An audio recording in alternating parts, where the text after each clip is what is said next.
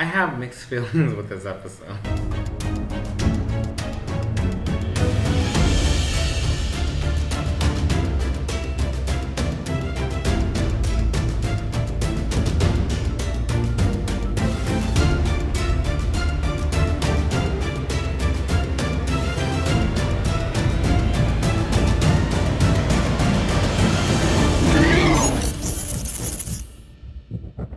Yo, what is up, Crockxen clan members, Pokemon fans, and also some in this video. We are here to talk about episode 3 of Pokemon Horizons.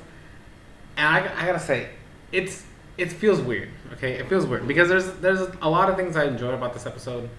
And there's very few things I disliked about it. And at this point, it just feels like a nitpick, the things I dislike about it, to be perfectly honest. And I don't like that. I don't like that I'm doing that for this particular thing. In this episode, this is a rescue mission, right? My main nitpick is that they already rescued Spaghettito.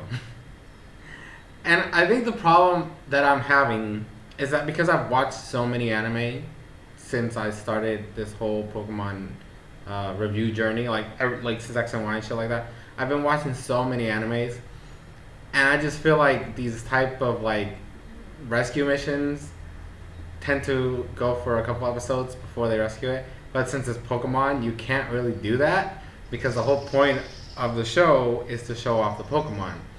So it just feels weird for me to be upset about that. That it's like, oh, they lost it in the last episode and they already got it back. Also, Frieda's a bad bodyguard. Let's be honest here. Frieda's a bad bodyguard. You do not put the person you're supposed to be protecting in danger. You just don't do that. That's not how this works. And I'm pretty sure this is just like because it's Pokemon, they're like, oh, nothing bad's seriously gonna happen, so it's okay to put them in danger. But like, no, this should not. He's a bad bodyguard. Oh, and that's another thing. This is me being conspiratorial, but how cool would it be if the Rising Voltackers were actually the bad guys and they're extorting Lico's mother to protect her while they're investigating the pendant shit, and like the explorers are just like, they're just curious people, and they heard about this thing and they're curious about it, so they want to know about it, so they want to take Liko to learn about it.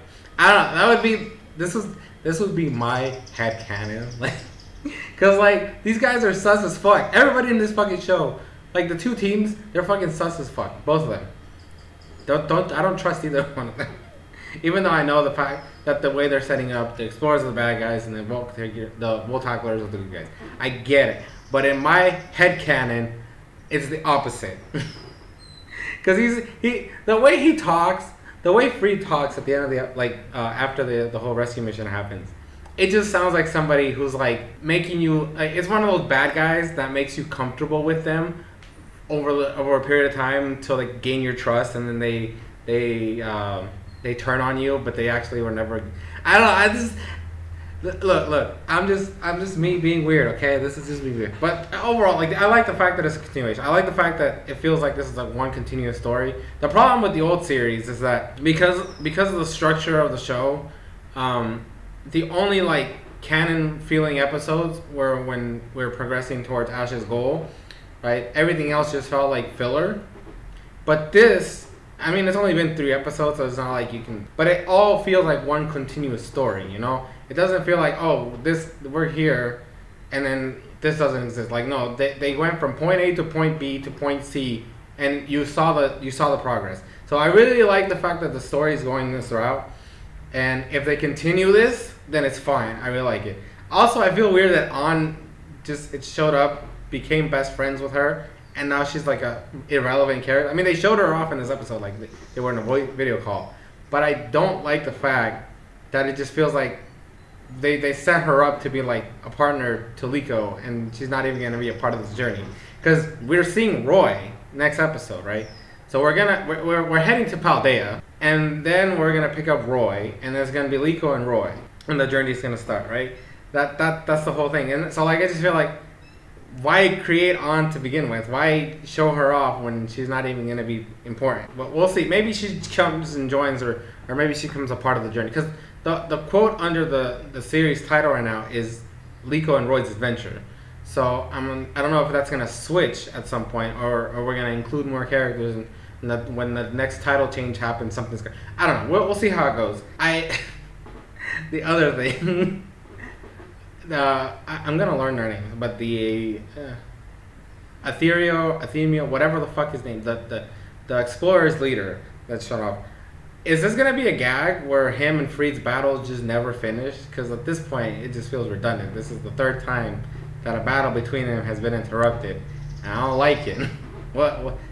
Give me a full-on battle, goddamn. Oh, also, I'm even more convinced that Molly is the Nidorina chick, because in this episode, when they go out to do their errand, Molly's like, "Go, do this for me." Like they were gonna go together, but then she's like, "No, you go do it by yourself," and then she dips.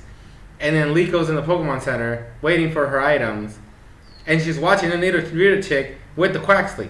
So I'm like, I don't know. I'm. It's like a 75. Like it went up from 70% to 75%. So I'm getting up there to where I know I'm getting closer to the fact that I know for a fact that Molly is the fucking Nidorina chick. I don't know why, but it's just they're making it too obvious. And maybe it's just me reading into it, but I honestly, legitimately feel that Molly is the fucking Nidorina chick.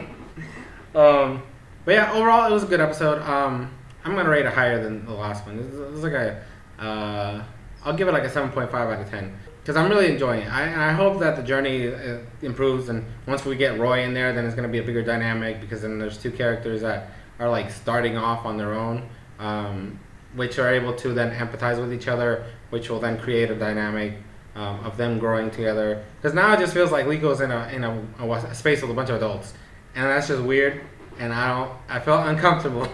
So I want somebody in there that's like in her same like area. That way it doesn't feel awkward. Cause like I don't distrust the Volcateers, okay? I don't distrust them. But it just feels weird to see all these adults around a little girl. That's all I'm gonna say. But yeah, that's gonna be this for this review. Like I said, at least I like this episode, right? I'm enjoying it. And next episode, we're gonna be introduced to our second main character, which is obviously gonna be like a big plus. I still feel like everything's happening too fast, but if it's gonna be a continuous storyline, then I'm fine. If like they keep it that way. And we also saw Liko's grandma, kind of.